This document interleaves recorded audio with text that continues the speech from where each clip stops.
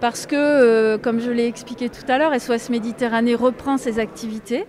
On est en pleine crise sanitaire, on est en pleine actualité sur qu'est-ce que ça veut dire de porter secours, qu'est-ce que ça veut dire d'être solidaire.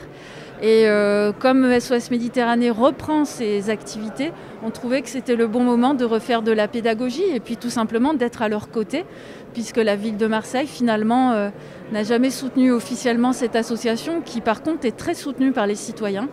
Donc on trouvait que c'était tout simplement normaliser finalement la situation avec SOS Méditerranée.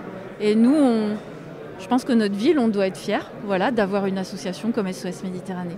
Le paysage marseillais, pour moi, c'est la société civile. Avant d'être élue, j'avais déjà remarqué à quel point les politiques en fait, se montraient très peu avec SOS Méditerranée. Et c'est vrai que je trouvais qu'il y avait besoin de cette reconnaissance officielle. Monsieur le maire de Marseille est ici pour cela et il l'a bien rappelé tout à l'heure. Et je trouve que SOS Méditerranée, on l'a vu dans les manifestations qu'il y a eu à Marseille, pour moi ça témoignait du réveil de la société civile marseillaise aussi.